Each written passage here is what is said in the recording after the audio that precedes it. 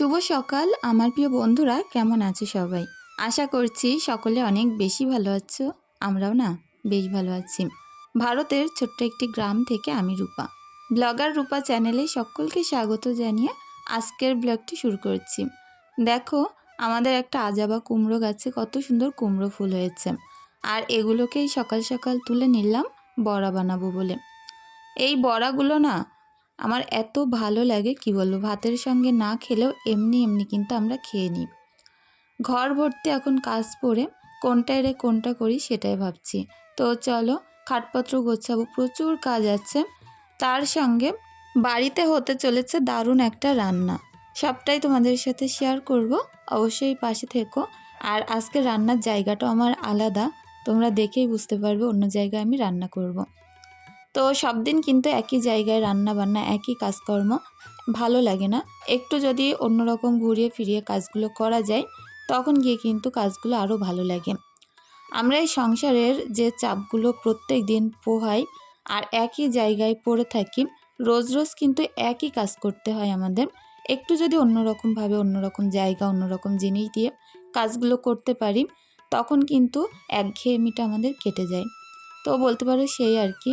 তো চলো, সুন্দর করে বেডশিটটা আমি টান টান করে গুছিয়ে নিচ্ছি।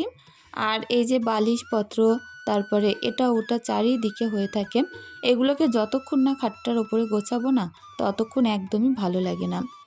তো এখন এই যে বেডশিটটা পেতে সুন্দর করে চারিদিক থেকে গুজে দিচ্ছি। আর এরপরে কিন্তু একটু ঝাড়ু দিয়ে টান টান করে নেব, দেখতে অনেক সুন্দর হয়ে যাবে। রুমা মিষ্টু প্রোফাইল থেকে বোন বলেছো, দিদিভাই ভিডিওটা অনেক ভালো লাগলো, বোনের জন্য অনেক অনেক ভালোবাসা রইল। ডালিয়াস ব্লগ প্রোফাইল থেকে বোনকে জানাই অনেক অনেক ভালোবাসা পাশে থাকার জন্য। আরমান প্রোফাইল থেকে বোন বলেছো, তোমার কথাগুলো শুনতে আমার অনেক ভালো লাগে। থ্যাংক ইউ গো, অনেক ভালোবাসা রইল। নাজমি নারা ব্লগ প্রোফাইল থেকে বোন বলেছে, রূপা আপু অনেক দিন পরে ভিডিও দেখলাম আর অনেক ভালো লাগলো, অবিরাম ভালোবাসা রইল। অনেক ভালোবাসা রইল গো তোমার জন্য। আমিনা ইসলাম আখি প্রোফাইল থেকে বোন বলেছে, আগের দিনকার ভিডিও ফার্স্ট কমেন্ট করেছো, বোনকে জানাই অনেক অনেক ভালোবাসা। আর আজ দেখো ঘরের জিনিসপত্রগুলো একটু এলোমেলো করে নিচ্ছি, নিয়ে সুন্দরভাবে গুছিয়ে নিচ্ছি।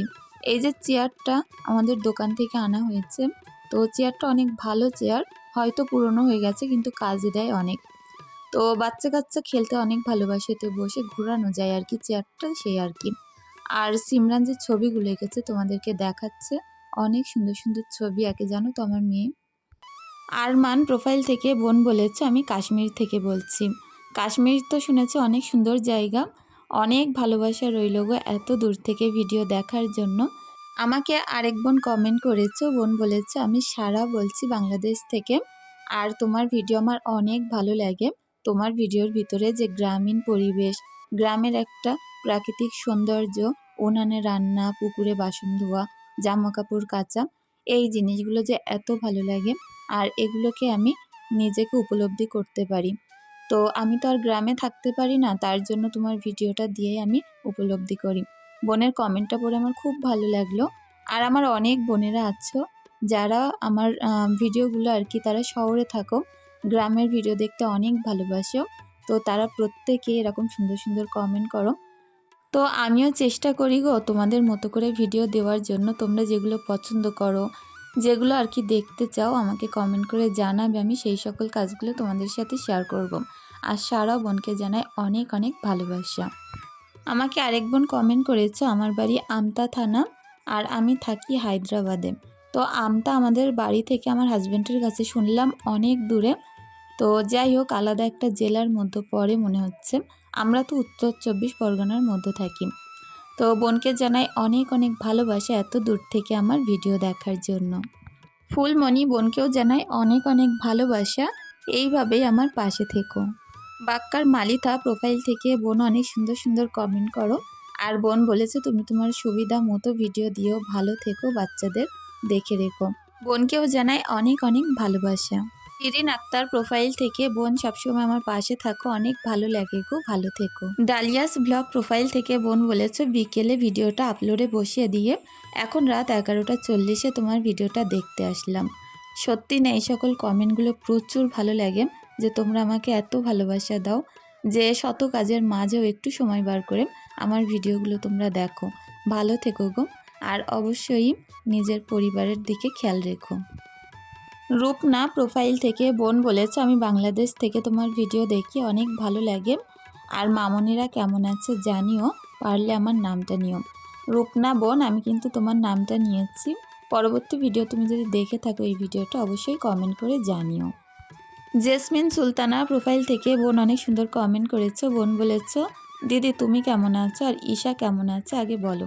তো ঈশার কিন্তু একটু জ্বর আছে এই সময়। তো এক এক সময় দেখছি এক এক রকম ওয়েদার, কখনো এই দেখছি গরম দুদিন, কখনো দেখছি বৃষ্টি হচ্ছে, প্রচুর ঠান্ডা লাগছে। এতে করে না প্রত্যেক বাড়িতে দেখছি জ্বর ঠান্ডা সর্দি এরকম তো আছেই। তো ঈশারও কিন্তু একটু জ্বর আছে, কটা দিন গেলে আমার মনে হয় 2-1 দিন গেলে সুস্থ হয়ে যাবে। অনেক ভালো থেকো গো, আর তোমরা কেমন আছো জানিও। এমডি আবিদ হাসনাবি প্রোফাইল থেকে বোন বলেছ, তোমার 2 মেয়ে অনেক সুন্দর, বিশেষ করে ঈশা পুরোপুরি ভাইয়ের চেহারা পেয়েছে। 2 মেয়েই অনেক মায়াবী। হ্যাঁ, তুমি যে কথাটা বলেছ একদম ঠিক বলেছ। ঈশাকে নিয়ে কোথাও বেরোলেই সকলেই বলে যে ওর পাপার একদম ডুপ্লিকেট কপি নাকি ও। তো যাই হোক, এই কথাটা শুনে না আমার হাজব্যান্ড প্রচুর খুশি হয় যে তার মেয়ে একদম ডিটু নাকি তার মতো দেখতে। আমাকে আরেক বোন কমেন্ট করেছো যে কাঠের মাচাটা আরেকটু উঁচু করতে পারতে। তো আমি কিন্তু আমার হাজব্যান্ডকে বারবার করে বলেছিলাম কাঠের মাচাটা একটু উঁচু করে দিতে। আমাদের এখানে এমনিতেও যেহেতু বর্ষাকালে হাঁটু সমান পানি থাকে, আর ওটা হয়েছে তো হয়েছে একদম পুরো হাঁটু সমানই হয়েছে। তো এই নিয়ে আমি বলেছিলাম, কিন্তু সে তো তার মতো কাজ করার পরে আমি দেখতে পেয়েছি, যার কারণে কিন্তু একটু উলটপালট হয়ে গেছে। আর এখন যেহেতু অনেক কাঠ সাজানো হয়ে গেছে আর তো নামানো সম্ভব না, তো যা হয়েছে থাক। ওপরের কাঠগুলো নিয়ে তো আমি রান্না করতে পারবো, অসুবিধা হবে না। তো অনেক ভালো থেকো, সুন্দর কমেন্ট করলে। তৌফিক আহমেদ প্রোফাইল থেকে বোন বলেছ, কাল ভিডিও দেখতে পারিনি, আজ একেবারে দেখে নিলাম। অনেক কাজ করো তুমি গো, আর তোমার ভিডিও রোজ দাও, দেখতে ভালো লাগে, অপেক্ষায় থাকি রোজ। তো আমারও তো সেরকম ইচ্ছে, কিন্তু বিশ্বাস করো আমি দিয়ে উঠতে পারছি না। চেষ্টা আমি করেই যাই রোজ, তারপরে গিয়েও দেখো সেই 2টোর সময় ভিডিও দেবো ভাবি, কিন্তু ছাড়তে ছাড়তে সেই 4টে। আর আমার এখানে যে পরিমাণে নেটওয়ার্কের প্রবলেম, তো তার কারণে আমার কিন্তু ভিডিও আপলোড করতে অনেকটাই লেট হয়ে যায়।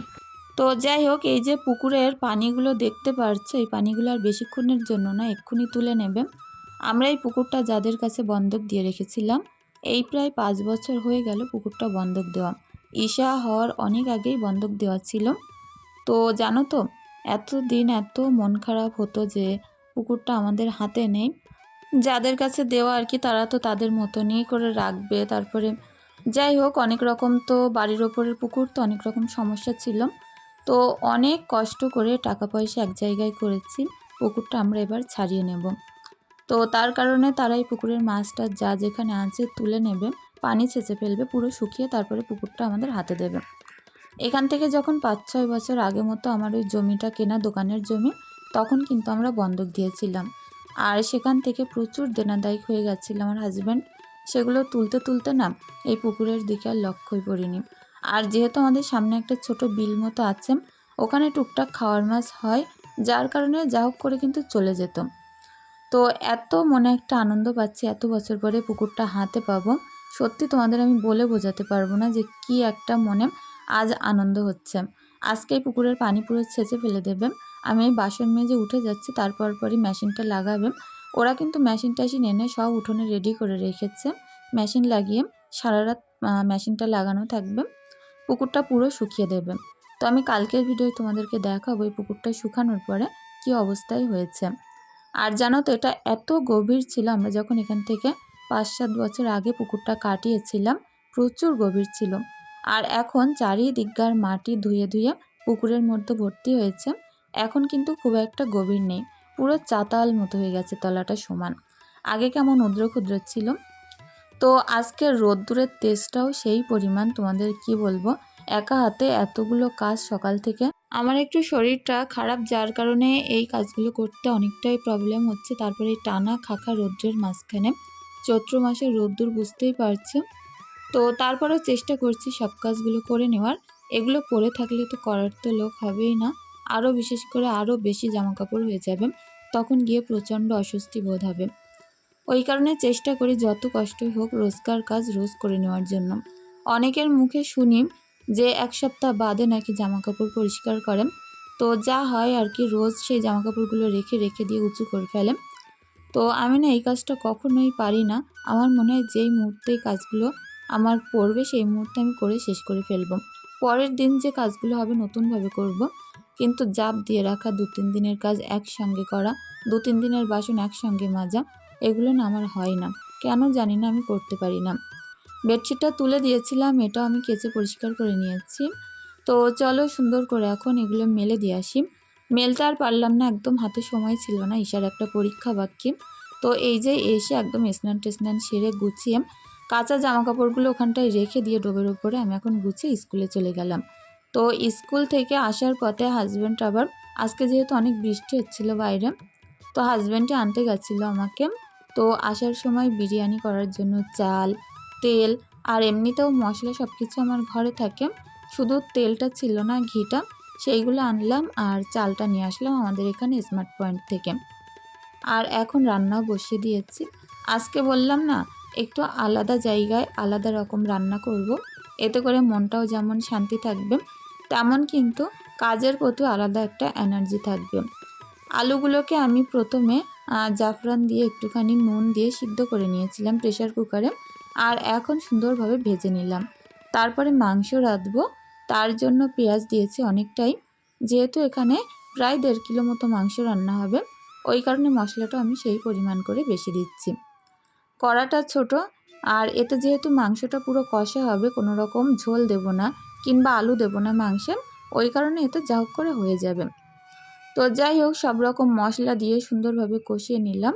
আর এখন মাংসগুলো দিয়ে অনেকক্ষণ যাবত আমি আস্তে আস্তে করে কষিয়ে নেব। তো দেখো এখনকার পরিবেশটা কত সুন্দর, বৃষ্টি হয়ে গেছে, চারিদিকটা রোদ ঝলমলে, আর এত সুন্দর লাগছে না কি বলবো। অনেকটাই ভাত আমি রান্না করেছি। আজ যেহেতু ভালো মন্দ হচ্ছে, একটু বেশি করেই করলাম। আমার ননদ দেওরদেরকে একটু দিয়ে পাঠাবো টিফিন বক্সে করে। আর আমাদের যাতে ৩ বেলা হয়ে যায় সেরকমভাবেই রান্না করছি। তো এখানে দেখো আমি একটা মশলা দিয়ে দিচ্ছি, এটা কিন্তু আমার ইন্ডিয়া গ্রেট চালের সঙ্গে ফ্রি দিয়েছিল, বিরিয়ানির একটা মশলা। অনেক সুন্দর, জানো তো, ওটার ভিতরে অনেক রকম মশলা দেওয়া আছে, টক টক মিষ্টি মিষ্টি, তার সঙ্গে খুব দারুণ একটা সেন্ট ওইটার।